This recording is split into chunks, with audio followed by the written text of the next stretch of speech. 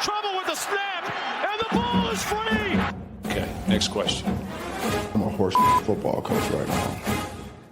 You know, it got shoved up, shoved it up. It got shoved, right?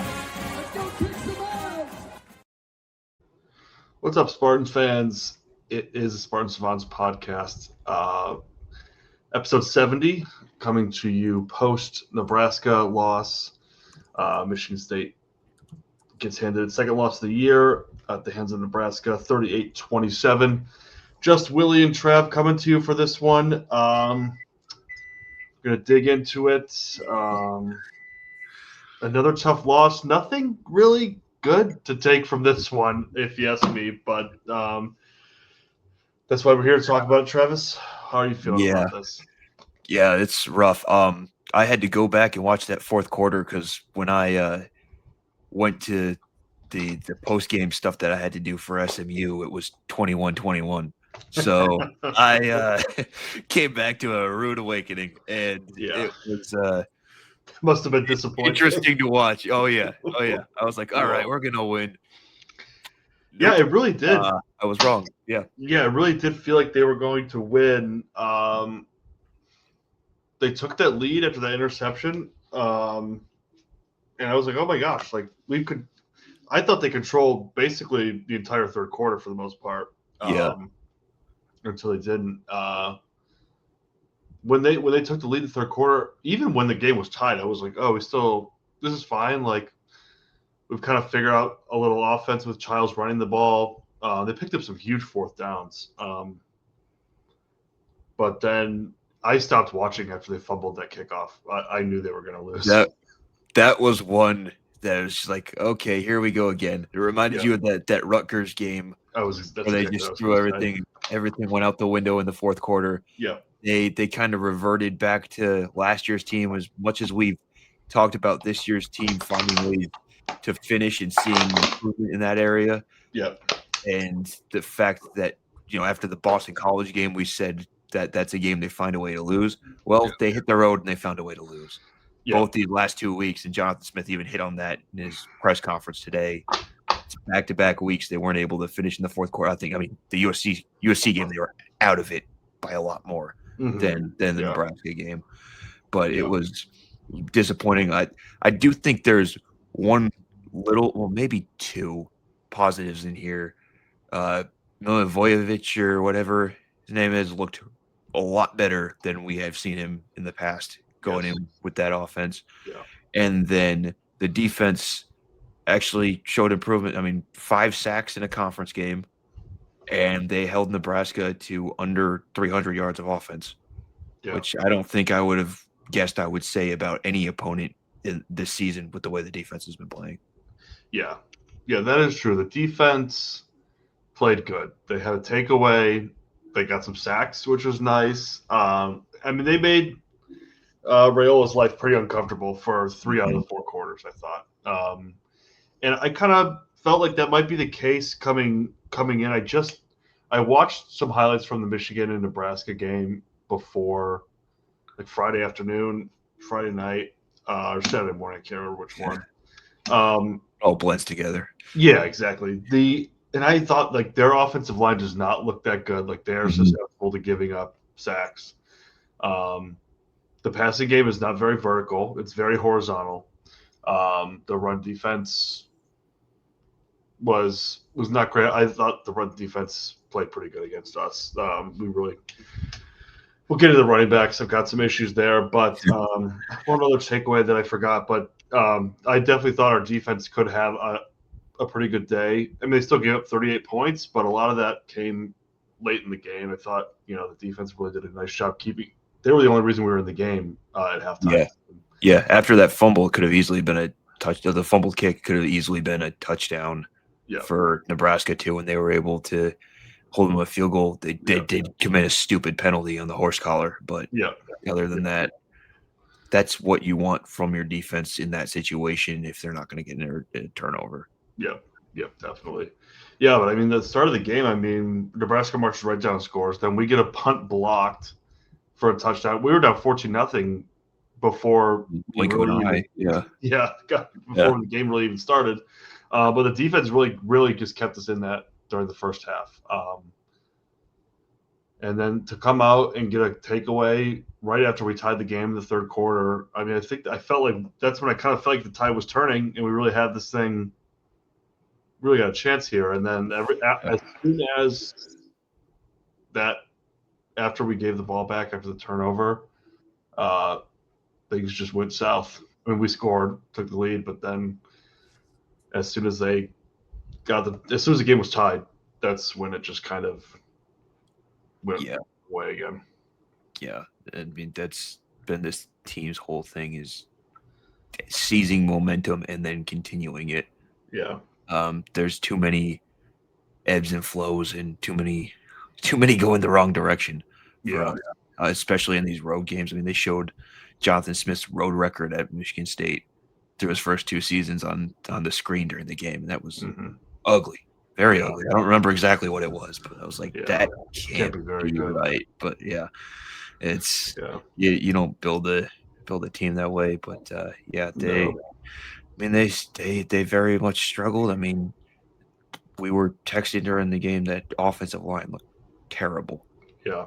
Terrible. Yep. Especially at left tackle. Left tackle. Yeah. And I don't know if you saw, but the comments that Smith made after the game, everybody was freaking out like he didn't see.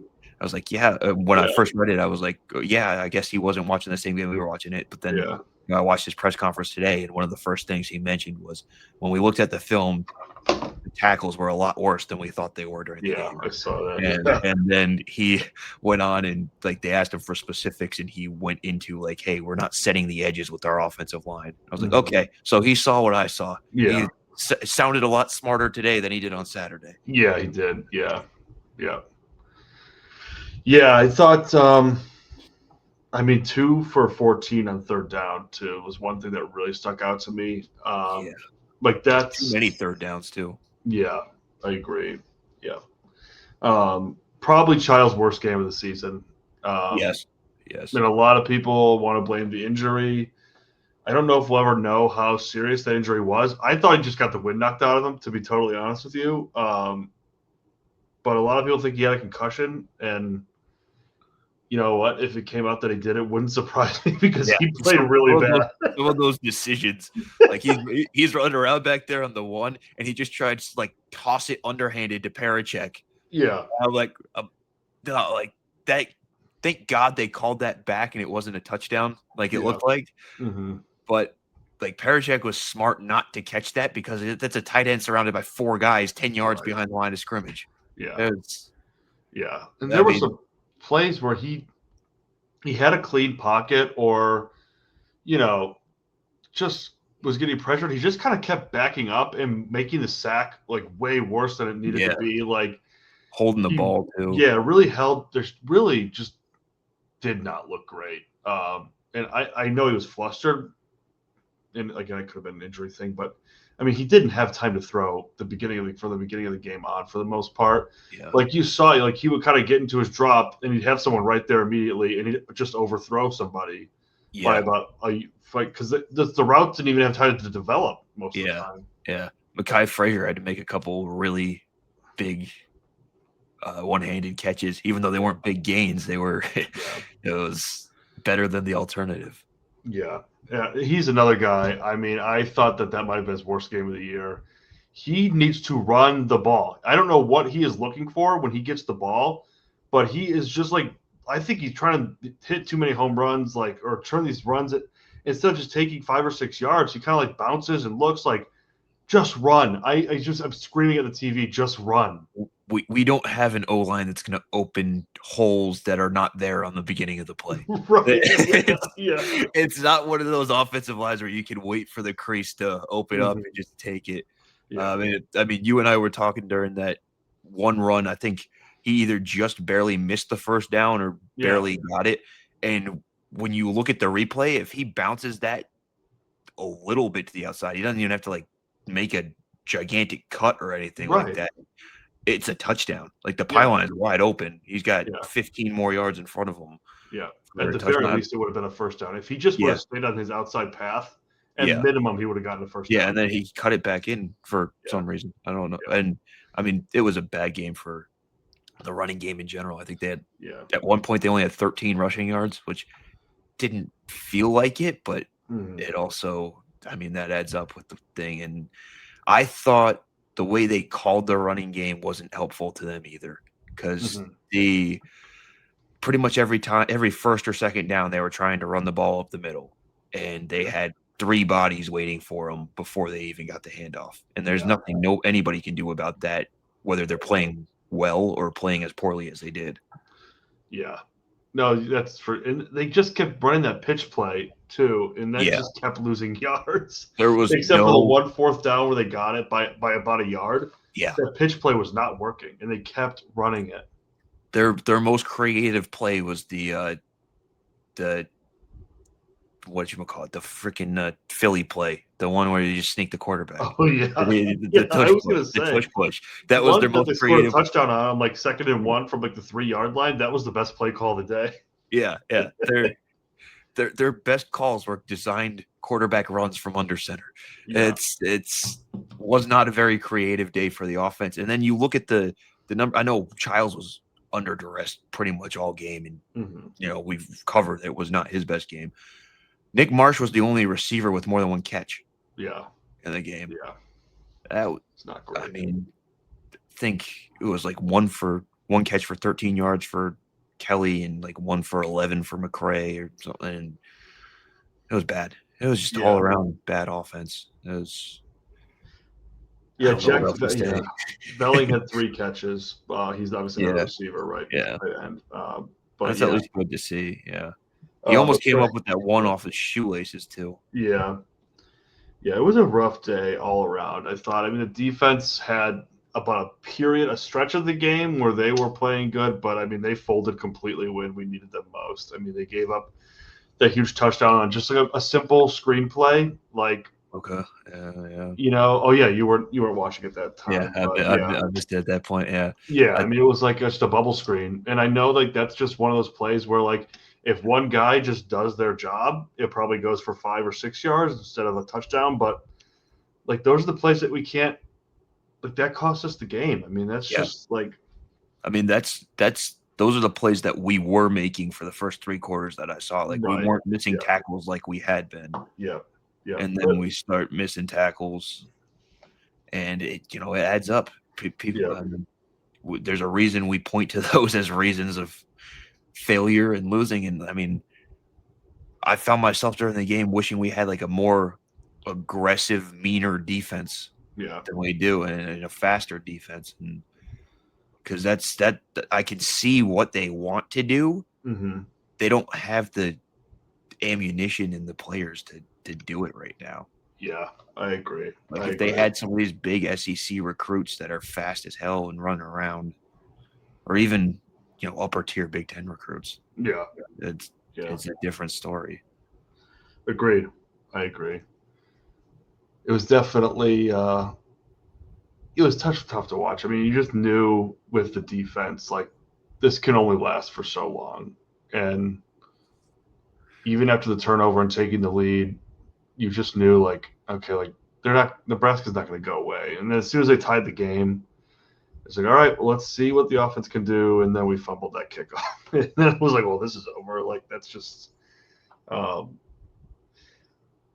obviously it's another week where the fans are upset. There's definitely that portion of the fan base that's not happy with Jonathan Smith and where this thing is going.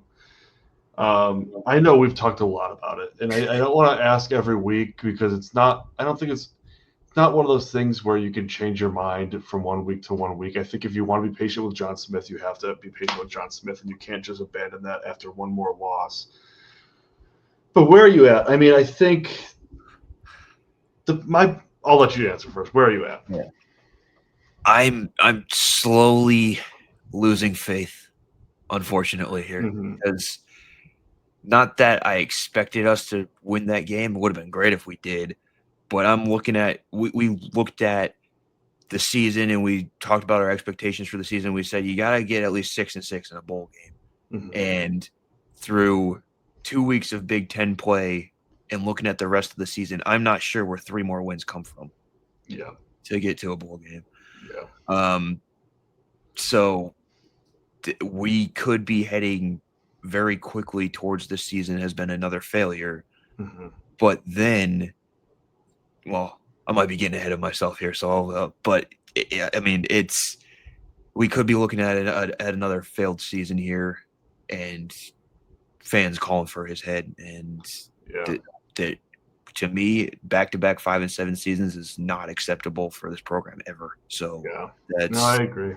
A reasonable request. It might be more difficult to do than we realize, but I don't want to. Yeah, go ahead. I also I feel like hitting the reset button again and bringing somebody else in. There are certain players on this roster that I don't want to see playing elsewhere, and that's something that you're not only risking, but you might be guaranteeing at this point with the eligibility they have left in the wanting to compete, and contend in college football during their careers. Yeah. If you want to see Aiden Childs and Nick Marsh in a new uniform next year, bring in a new coach because that's probably what Jordan Hall too. 100%. Yeah. That'd be his third coach. Then that's third coach in 4 years. Yeah.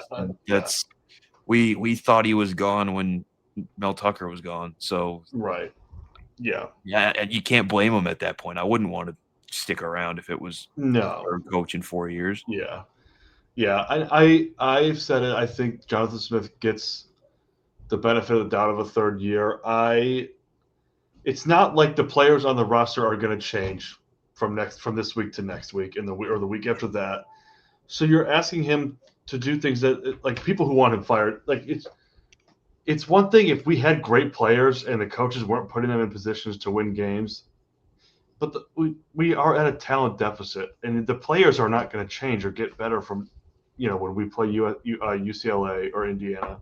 Yeah. So it's not exactly fair to blame this all on Jonathan Smith. Now he's the one that picks the players. I get that, but it's only his 16th, 17th game. Like, let's all just relax. I do think that there is reason to be frustrated, though. I totally get it. And I'm frustrated too, right? There, like you said, like we're pacing for another 5 and 7 season, which is not acceptable. There's no quick fix either. Yeah. And I think what really frustrates people, and me included, after a game like this, it felt like Nebraska was doing everything they could to give us this game. Like there was so many opportunities, even after we gave them we spotted them a 14-0 lead. They just kept letting us hang around. It felt like all of a sudden we are the ones that gave the game away, which is really frustrating. Which we kind of did, considering we were tied 21-21. Yeah. But on the Smith front, they're probably not moving on from him after this year, because that was reading massive. Yeah, the buyout is $31 million after this season. So you're not going to pay somebody $31 million to not coach your team. Right. Yeah. So if the only way they're moving on from him is if he wants to go somewhere else. Let me tell you that. Yeah. If somebody else is going to pay that buyout, then you have the conversation. Yeah. But I was on record saying this 2 shows ago. It seems like it's always been that they were aiming for this third year. Mm-hmm. That's where his most success came at Oregon State. That's Aiden Childs, senior year. Yeah. Nick Marsh junior year. A lot of these guys, a lot of the recruits getting in there, assuming we keep some of these recruits.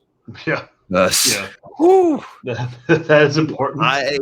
I tell myself every time I'm not going to care until they put ink to paper. Right. And then I find myself invested in the happenings of these 17 and 18-year-olds that haven't been on campus yet. And it's like, man.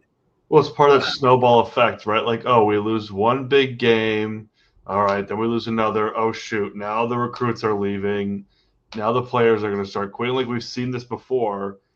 And it's like, no matter how many times you tell yourself, okay, the commitment really means nothing, you still get upset. You're still going to be like, okay, fuck. You got to have talent on a team to win. I mean, it's pretty simple. Like, are we just going to be the transfer portal guys and go sign a bunch of people in free agency?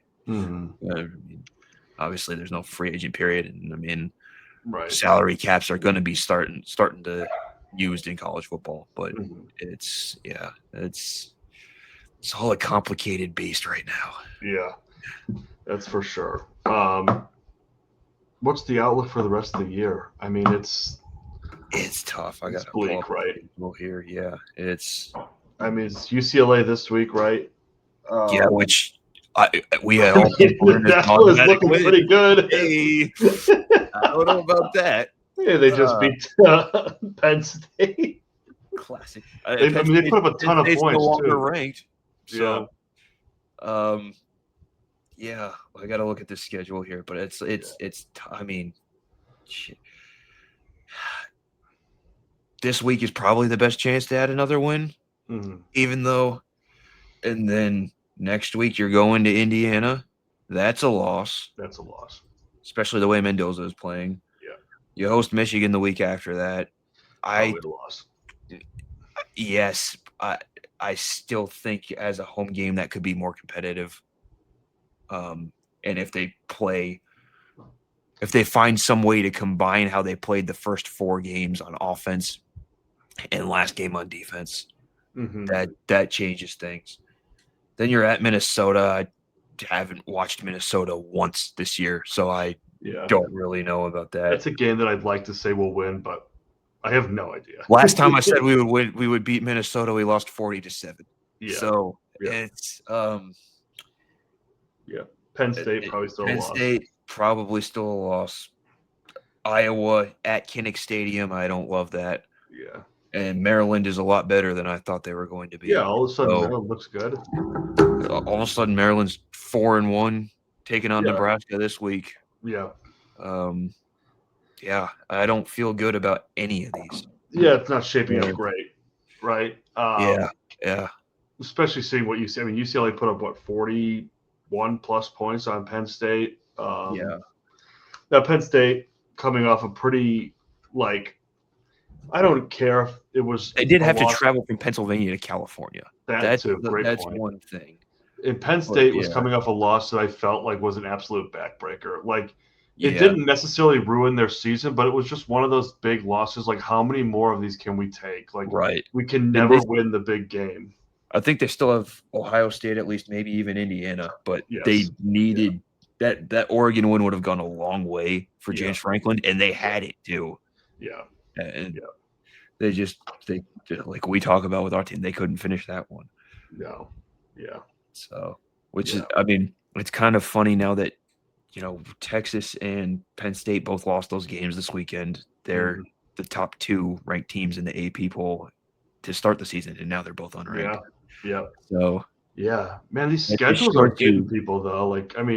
Well, it just shows you how useless the preseason poll is. Oh yeah, I mean, and the AP people, they're so bad. I mean, they're so bad at what they do. They do not have time to watch enough games to accurately rank these teams. Oh, it's so difficult for anybody to do that. Yeah. I mean, you're in a press box for one of the games, and everybody's watching the game in front of them. They got their laptop and their phone open, watching every other possible game they have. The TVs in the press box have other games on and stuff. It's very. You have to have your picks in by You have to have your rankings in by a midnight on Saturday, or going into Sunday. Yeah. It's just that you don't even give them time to really digest anything. Yeah. So I mean, the way the rest of the season shapes up for Michigan State it's tough. I mean, I'd like to say they can still. I mean, they still can win. I don't think we lose out, but I don't feel good about any of these games. Yeah. I agree. I think Michigan's. You're circling that as that's the Super Bowl at this point because we're not running the table and going 10-2, and I think we can all agree. When is it not these days though? Yeah, That's been the Super Bowl. Yeah, not that it's not always a Super Bowl. That's the biggest game of the year, but 2020, since the Rocky Lombardi, Ricky White game for sure. I mean, it's always a big game, but right.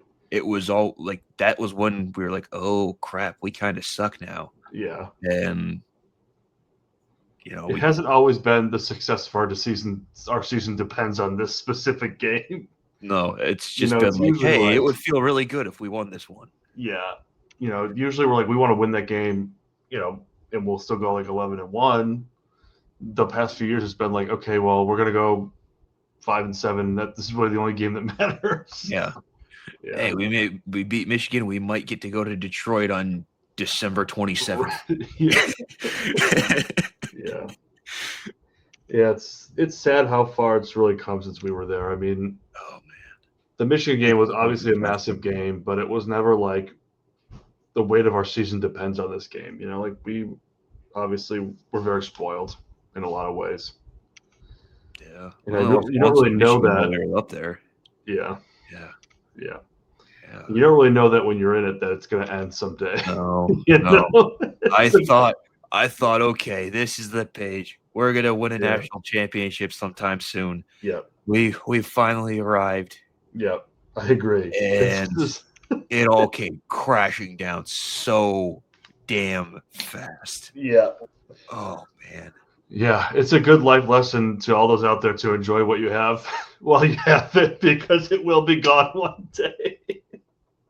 A good lesson for our basketball program too. Yeah, I hope that wrapping your minds around that. Yeah. I mean, is those early 70s now?